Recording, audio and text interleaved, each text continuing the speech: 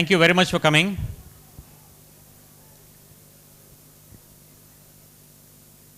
I know all of you have come here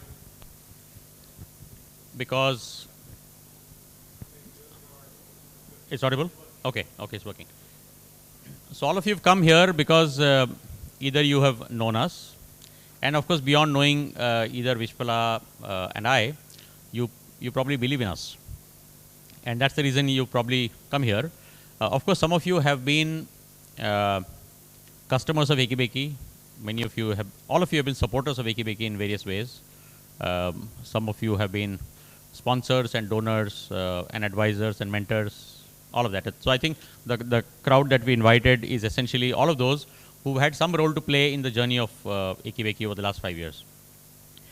So while I'm sure you believe in us as individuals, we thought we'll take this occasion today to tell you the story of Ekibeki, how it started, what do we really do, and what do we plan to do, and maybe pick your brains, get your advice, get your blessings. So that's the purpose of this short presentation that we will do. And of course, I'm sure you already know that if you have a consultant in the mix, a presentation is not very far away. So that's the price that you pay. So I'll start, and then I'm the co-founder of Ekibeki, but think of me as more the funder of Ekibeki and Vishpala as the founder of Ekibeki. So I'll start, and I'll kind of tell you a little bit about the history of how Ekibeki started, and then Vishpala will tell you the real story. And then I'll come back and talk to you a little bit about the way we work and way we are organized and the operating model and so on. We'll keep it short and brief.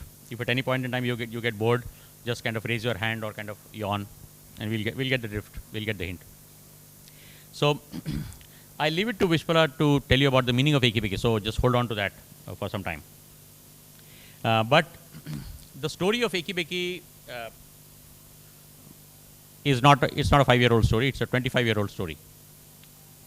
And it really started when Vishpala was doing her undergraduate education in architecture, and she was really passionate about sustainable architecture, using the local crafts, using local material, and she was a great fan of Laurie Baker and his work, all the work that he did in India. After that, when she went to NID, when she studied furniture design, she was fascinated with bamboo as a product and what it can be done with it. She was very inspired by Vinu Kale. Vinu Kale was one of the bamboo activists, designers, one of the great people who actually did a lot for bamboo from Vidarbha. And she was very, very inspired by what he did.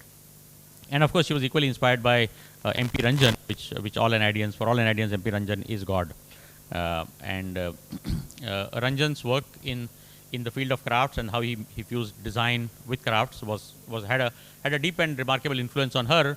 So much so that for her pre-diploma project, she actually did it on the border of Maharashtra and Telangana.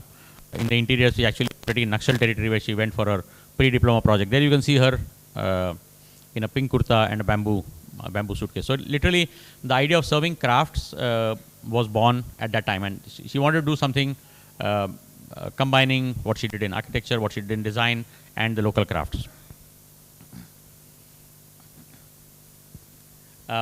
After she passed out from NID, she and Sampada was her very close friend from architecture. Happens to be one of my childhood friends, cousin. They both together started Ekibeki, and it was started as a product design firm. They called themselves a young product design firm focused on corporate gifting. And there you can see the two of them working in it's in Alibag, with actually some of the same artisans that we still work with now.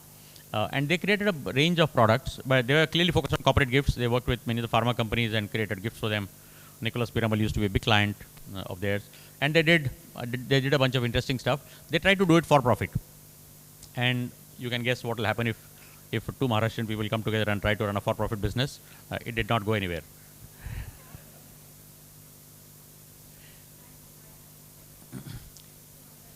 Two Maharashtrian designers, and that is so. And after that, she was quite despondent for some time until one day I asked her that, and she would say, "Oh, my friend is a designer, and he's earning so much, and he's doing this and that, and so on." And then one day I asked her, saying, "Okay, if you took money out of the picture, if you forget about money, what would you like to do?" And she said, "I still would like to do this." And then we said, "Okay, so just keep money out of the picture, and then do what you always wanted to do." And so, with that, Ekibeki was born in its new avatar. Come.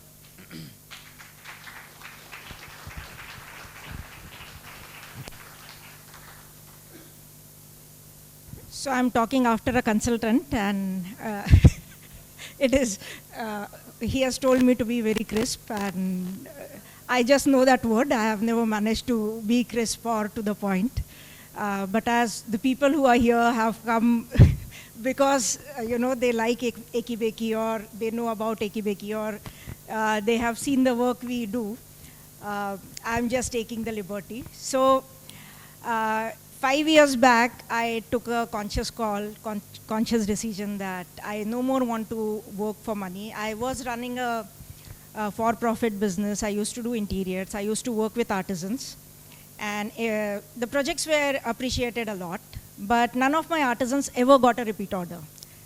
And after a few years, I noticed that none of them were practicing the craft also. And I thought this was a big need, and somebody needs to intervene here. And that is how 5 years back, it started with a simple vision that to save dying crafts of India. That was the only thing which I wanted to do that time. The name Ekibeki, which actually, it's 18-year-old name. We started Ekibeki, I started it with Sampada. Ekibeki is a Marathi word, so I wanted an Indian name which people would ask meaning of. So, as you know my name, the first question anybody asks is, Vishpala, what does that mean? I wanted a similar thing because even if when I don't have anything to talk about my work, at least I would have something to talk about what it means. So that has served the purpose. That is typically the first thing I always talk. Ekibeki is a Marathi word which is like yin yang in Marathi. It's odd and even. We do work with traditional craft artisans and contemporize the products. So the crafts are seen in a new light, and that is what Ekibeki stands for. Over the years, the vision has changed a bit.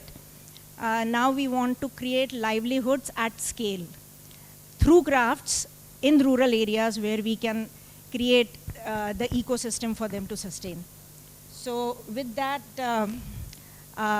the work you see here is something which has happened in last 5 years.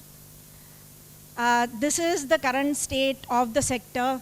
Many of you are from the sector, so it would be a repetition, but India has over 3,000 crafts. Over 7 million artisans are engaged in these crafts full time. And if you see, if you measure the number of artisans who are working part time, it could cross almost 200 million. So that's a huge number of people who are in that sector. The global economy is fantastic. You have 680 billion, and that's a figure almost a year back. It is constantly growing. $680 billion global business is there. India is less than 2%. We are at 1.7% of the total handicraft market. So we have a huge potential. Unfortunately, today in India, what handicrafts are sold are 60 to 70% machine-made products or imported products. So that's a sad part about the current scenario. What we are trying to do is we are trying to see the problem from the demand as well as supply side. Demand is people like you and me who want to buy handicrafts but don't know where to go. We don't even know if the products are authentic or no. There is no way to figure it out. Many of these craft products are not relevant in today's day and time. So even if, I love crafts, but I still, till date, I don't have a Tanjore painting in my house because the theme doesn't go with my house. But I have redone few in Pichwai, which I am proudly putting in my house because I believe in certain things, and that is how it has, I want that in my house. And that is, I realize that is a problem with most people. So that is the consumer side. From supply side, the artisans, they don't get consistent orders. They are not very skillful. They don't get consistent orders, because of which they migrate to bigger cities. They migrate to bigger cities. They are cut away from their social circle. They live in poverty. They live alone. So overall, their lifestyle keeps going down. The craft dies along with that. They don't have consistent finance also. If there is a bigger order, they don't have the finance. So that's a vicious cycle. And what we have tried to do is how we have created our own model to break this vicious cycle. So we work with, I'll show you a few of the examples here, how we do this. So we do a lot of awareness workshops in schools, colleges, and Nantara is here, I just saw her. So one very, how it has helped artisans as well as students. So I have been doing these craft workshops for students for a long time. And when the lockdown started, kids from BIS called me and asked me, "Auntie, how your artisans are doing?" I said, "No, they have no means of selling." And I'm not kidding, the kids of BIS managed to raise 65 lakhs during lockdown.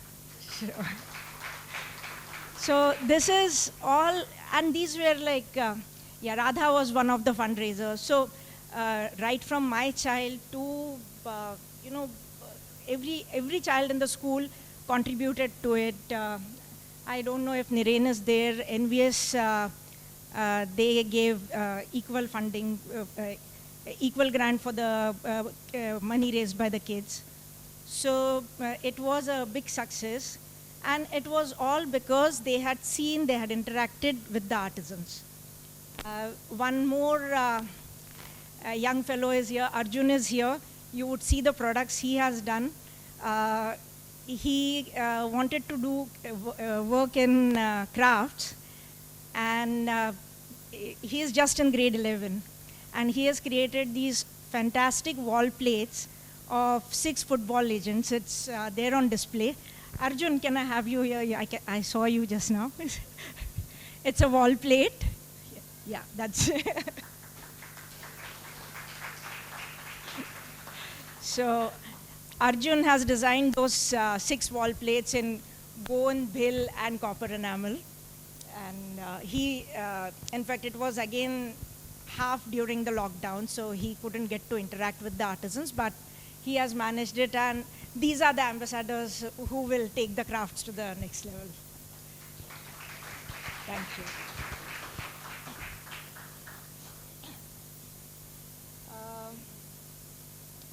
The next one is we help the artisans in design development. You would see most products here come from traditional craft backgrounds, and how we have changed little bit in it. It's not that we changed a lot, but that minor variations is something which takes the crafts to next level. This is an example where we took inspiration from architect Frank Lloyd Wright's stained glass that was converted into jewelry pieces, and that range actually did very well. So these are some of the examples what we have done.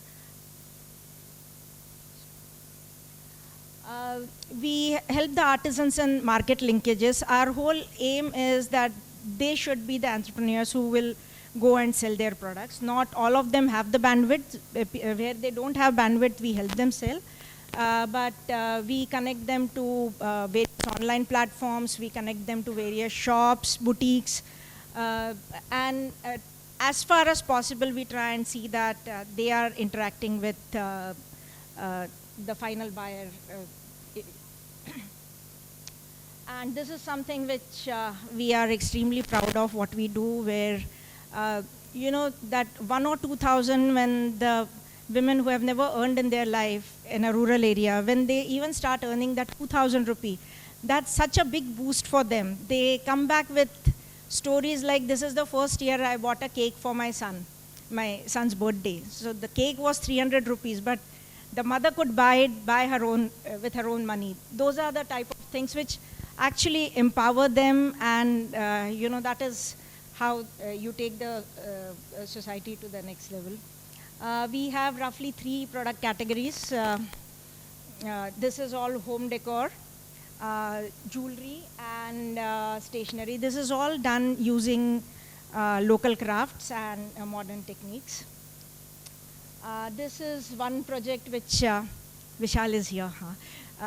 So Vishal used to be with Starbucks, and we go a long way back, and he happened to ask me that, would you like to do something in crafts for Starbucks? And we ended up doing 13 stores for Starbucks, using chicken curry, Rogan, Bag, Lippen, and the latest is at BKC Geo Garden and Copper Enameling. So, many of these walls have become the selfie points within those Starbucks, which I'm very happy about.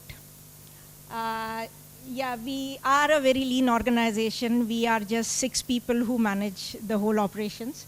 And so even the models and photography, everything happens in-house. Earlier, Pavi was helping me out, and now we have moved to the artisans. The creators are only our models. These are some people I would like to thank who have helped us in creating workshops and exhibitions, corporate gifts. And beyond that, there are a lot of people who have helped us. Recently, Dasra has given us complimentary office space. So these are small things which actually help us build our capacity. Okay, this is the last thing, after which I'm going to hand over to Nilesh again. These are 2 stories I'm not good at numbers, so that you can read for yourself.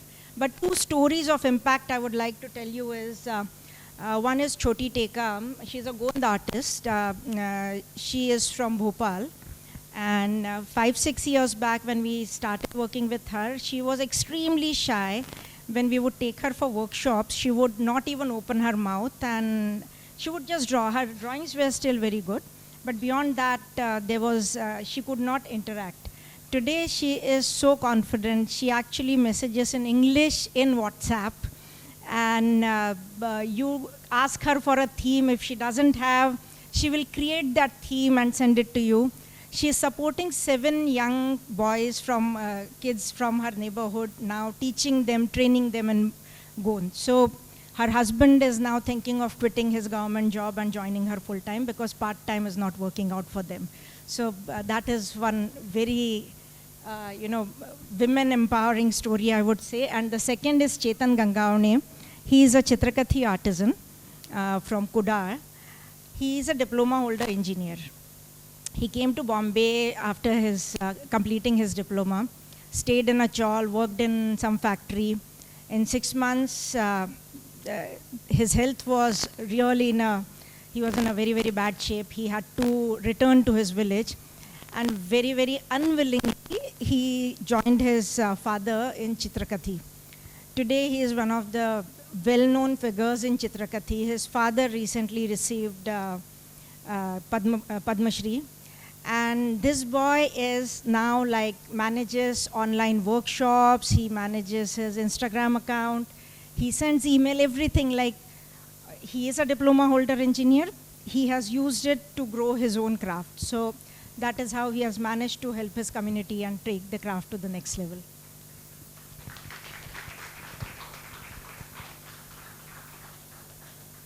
It's all numbers after this. Incidentally, Choti Tekam has an Instagram page. You can check it out and you can order on Instagram. So, and actually many of these artisans during the pandemic, their skills jumped manifold. All of them became digitally savvy. All of them became internet savvy. So those are the real life stories. But how does one really measure the impact of an organization like ours? And there's actually, frankly, couple of simple metrics that we look at. How many crafts were there which if we had not intervened, would have kind of, disappeared. Copper and enamel is one of them. There are actually literally two artisans. There are Rogan is one of them. There are like two families. So there are, and these are so precious, so unique, and literally if these two families stop doing,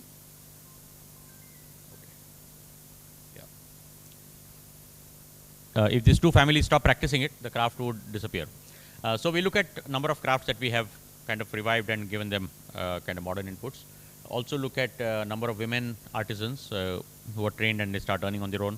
Most of these women artisans that you see are from the government of Orissa, from Kendrapada, which is Naveen Patnaik's constituency, and therefore that also tells you that when you want to reach large numbers, you need to work with the government.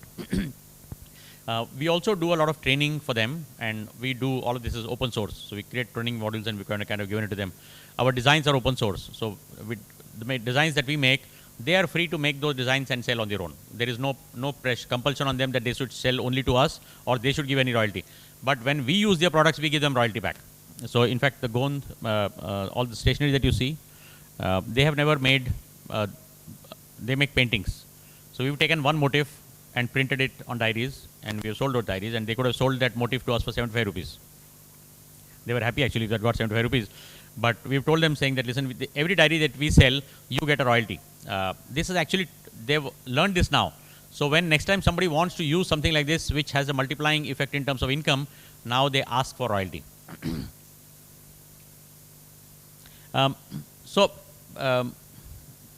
Like in India, this is a story of many brands. The size of the brand is sometimes much smaller compared to the visibility that the brand gets. And while we are a very small firm, but I think the brand has got a lot of visibility. Vishpala has got a lot of visibility, both in craft summits. She's got a award called the Kamala Devi Chattopadhyay Award. She has also got a lot of training. For the first time, she actually has learned accounting and finance and all of that. So she can never say that I don't understand numbers. So she, I am Bangalore kind of sponsored her for a 3-month course. Nudge, which is a foundation which helps social entrepreneurs, they were kind enough to give us some funding and also give her a lot of coaching and mentoring. So all that has helped immensely. She's also now part of the C20, the part of the G20 on crafts, that is C20. But all of you might ask, saying, okay, so what? So all this looks great. So what? Are you the next unicorn? And how many people are you going to provide employment? Are you going to solve India's employment problem, which is like some 150 million people? So I want you to understand what is the conundrum that we are facing. It is not an easy problem to solve, and there is a reason why there are many people who tried to do this earlier but have failed. There are hardly a few examples of people who are working in crafts, for example, via, for example, Creative Dignity. There aren't too many great examples, large companies, and there is a reason. The reason being that you need to create a business model which, on the one hand, is attractive to artisans. It gives them what they want. On the other hand, it is attractive to consumers, so that consumers continue to buy. And on the other hand, it should also make money for the people who are trying to, be the go-between in them. And the three somehow always don't match. Okay, and I'll tell you why. For the artisans, they need stable demand. Okay, they need a fair compensation. They need working capital.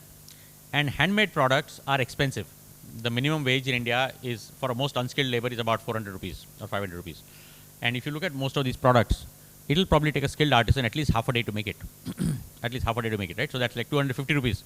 And you add raw material on top of that. Maybe even if it's a equivalent amount of raw material, it's like, you're talking about 500 rupees. And then you add all the sales and marketing costs and something. It is very difficult to sell a product like this for less than 2,000 rupees. Very difficult, and make money. Whereas for most people, when they go out to buy products like this, their budget is about 1,000 rupees, sometimes 500 rupees. You can only get a machine-made product in that. You cannot get a handmade product in that. It's also the reason because the value of the design, there is no appreciation. Like, for example, one of our batchmates, he taught us yoga during the lockdown, Anupam Sahai. And then all of us who were the beneficiaries of yoga decided to give him something unique. So we reached out to Rizwan, who does Rogan painting, and said make a unique painting for him. And they typically make, there's a Rogan there. They make typically, trees and all that. But he loves cats. So we said, can you insert a cat in that picture? He said, I've never done it, but I'll do it. And we told him that when it was done, we told him that it's a unique painting. Incidentally, Barack Obama has 2 such paintings he got from Narendra Modi, and they're in the White House. We told Anupam Sahai, next, when you walk through White House, you can tell him, I also have one of these, but mine actually is more unique than yours. Because it was custom made. But the story is not that. The story is, how much would that painting have costed? It cost a princely sum of 25,000 rupees. And then I just, for curiosity, asked, how long did it take to make it? And it probably took some 20 days. And then it's not 20 days of one person. They probably Rizwan plus 2 or 3 junior artisans who worked for 20 days to make a painting which they eventually sold for 25,000 rupees. Can you believe what they're earning? They're not even earning 500 rupees per day per person. So, and this is one of 2 families, very unique. So he has a painting in his house which is more unique than what is there in the White House, all for 25,000 rupees. And that's the story that we are all coping with here. So people don't want to spend. On the other hand, consumers want good, consistent quality. Artisans are not necessarily trained to produce consistent quality. Unless somebody trains them, they don't do it. They want a story and authenticity. The artisans are very, very bad at telling the story. Now, because I told you this whole story of Rogan, next time when you think of a Rogan, you'll be willing to pay a little bit more than if you didn't know the story. They're very bad at telling the story, okay? Consumers want something affordable, we talked about, but not exorbitant. And they want it easily accessible. And these things are not easily accessible. Where can you get a Rogan painting? Where can you get a copper enamel? Where can you get a Gond? In every city, if I ask you, tell me 3 places where you can actually find it, you'll be hard pressed to name those. Right? There are every state there are government emporiums, but those also don't necessarily stock it. So there is no channel for consumers to get it. So consumers are not able to get, artisans are not able to get a return.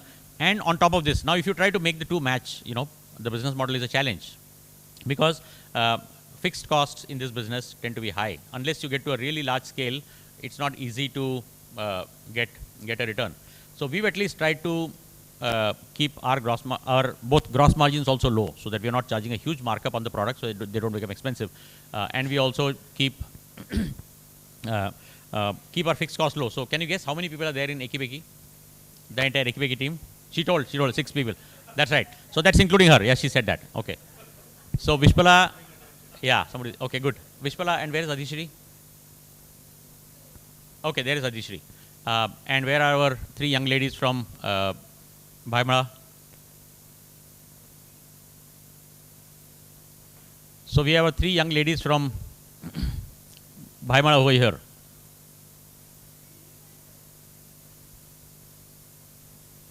So these are the 3 young women.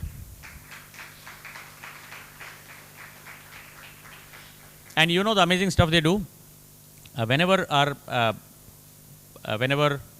parcel is ordered on an Okhai or an Itokri or on an Ekibeki site, it is directly dispatched from Bhaimala. And we have a house there which is very close to where our artisans are. And these young women are in charge of, taking the orders, uploading the orders, dispatching them. And what the beautiful thing that you've seen here, they kind of pack, unpack, keep it here. So, thank you very much. So, the organization is run by Vishpala and Adishri and these 3 young ladies, and there are a few other part-time people that support us. So, we have to keep it lean, and Vishpala doesn't take a salary. Because if we didn't keep it lean, we actually won't be able to make this work so far. So, we managed for 5 years like that. We also have a model where the profits, and I'll come to that, maybe explain that in the next chart. So we have created a hybrid organization. So there is an NGO, which is the Ekibeki Association, which is a not-for-profit entity, and there's a private limited company called Ekibeki India Private Limited. And the reason we had to do it, because an association or an NGO is not allowed to do trading, buying and selling beyond a certain value. It's like about 20 lakhs or something. So because that, most NGOs operate in a hybrid manner. So the buying and selling happens in Ekibeki. The awareness creation, mobilization, artisan management happens in Ekibeki Association, design development, all of that. Then when Ekibeki India Private Limited makes money, that money actually flows back into Ekibeki Association. The artisans actually get paid the moment they make a product and give it to us. The working capital risk is carried by Ekibeki India Private Limited. The artisans don't nearly have the ability to carry that. So that's how we have managed to make it work for so long. What's the plan for the future? Okay, sorry. There's a little bit of... So we need to reach out to more and more partners, okay, yeah. We need to reach out to more and more artisans, and some will reach out on our own, but it's not easy to reach out to them as well. So we are going to take help of other NGOs and probably help scale that up to maybe 5,000. Take the help of corporates, and there are enough corporates who want to do development work around their areas. And there are many large corporates who have factories in remote areas and they want to do work around that, so we'll reach out to them. And then, of course, work with governments to amplify the impact. What's the plan? The plan is that we will triple our access and impact in the next 5 years. We're reaching about 400, providing employment to about 400 women and 6 crafts today, working with one state government, one CSR partner, and a few NGO partners. We hope to multiply this, take this to about 6,000 in the next 5 years, and we need your blessings and support for making that happen. So that's the story. If you like this story and if you want to play a part in it, you're most welcome. You can play a part that you would like to play, okay? And you can do it in various ways. I think the easiest thing to do is to support the craft by buying it whenever you have a chance, okay? When you do up your house, when you have to buy a gift, when you wear something, choose an Indian handmade product. It doesn't have to be an Ekibeki one, just any made by any artisan in India. All of you have access to corporate buyers. If you believe there are, and corporates spend a lot of money, I would actually say they waste a lot of money on gifts. But if they're going to waste that money, they better waste it on, waste it on the artisans. The artisans will at least get employment through that. If you'd like to volunteer in any form, most welcome. If you believe you have some time to give in terms of, you can help us think through funding, you can help us think through marketing, you can help us get some people that you believe. Talent is a big challenge for us. If you want to sponsor a designer, if you want to sponsor an artisan, if you want to sponsor a cluster, let us know. It's ours is a very open book kind of a model. If you want to donate for upgrading the artisans' infrastructure, we can do that. If you want to donate for working capital, we can do that. I mean, those are the only places we need donations for. Our model is not that we will not work on subsidies. It's going to be a sustainable model which will work on its own. We need money to prime the pump. So that's all I had to say. Thank you once again for your love and affection. Thank you once again for your support. Yes, and Vishwara wants to now explain the what's there to watch. Yeah, okay. Thank you. Yeah, many people were asking.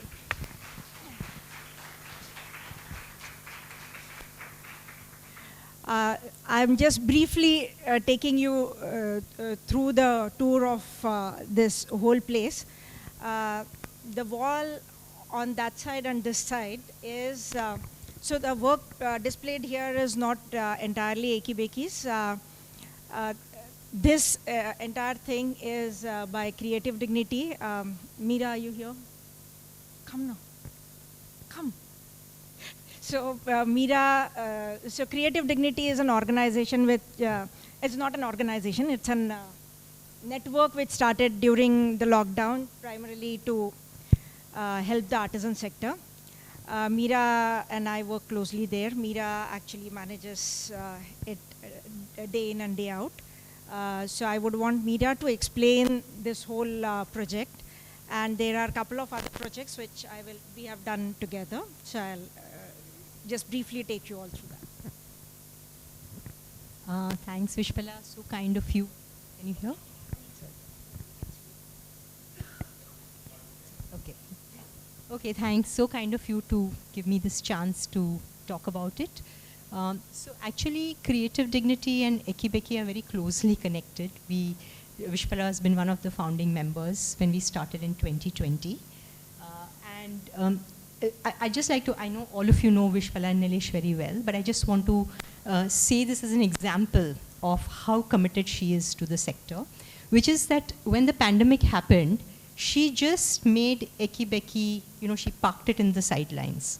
And all her effort, she sort of just gave to helping the artisans who were in need. And I think so much so that at some point, people even got confused that was Ekibeki part of creative dignity or hand for handmade, or what was Ekibeki all about. So she really subsumed her identity, and for me that says a lot about someone's commitment. So anyway, this project is very typically how a network like Creative Dignity operates, where we bring in opportunities as a body of many members like Ekibeki, very committed to the sector. And whatever the opportunity is there, in this case, there was a corporate, Great Eastern Shipping. They wanted to do a purchase which made sense and changed the lives of people or helped people in some way. They had 31 ships, and they reached out to us and said that, can you source artworks from across the country for these ships? And it was a great opportunity. We are trying to do this, trying to source different artworks from across the country through different members. But Ekibeki has been very, very active because of Vishpala's past work in the field. She has been working with a lot of the visual artists. So she actually helped with putting a lot of the artists together. So some of the paintings you see here, they're from different states of India, and these are all going to go on to a ship.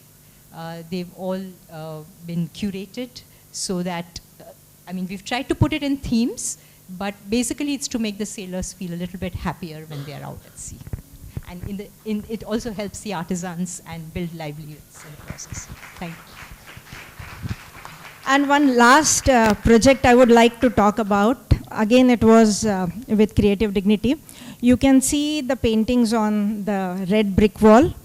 5 of them have been created as NFTs, and those are the first craft-based NFTs in the world. So it was a Creative Dignity project, and Ekibeki worked on the concept. And the whole concept was traditional artisans and modern artists have created the paintings together. I'm very, very happy. Deepthi is not here to showcase with her painting. Her painting is here. Sejal is here, and Aisha I met. Sejal is here. Uttara was supposed to come. I haven't seen her. Uttara is here. Okay. So they have voluntarily, donated their artwork. They have worked with the traditional craft artisans, and each piece has, combination of traditional and modern. So that is something which we did during the lockdown, and all the money from all these artists is going for donation. Thank you.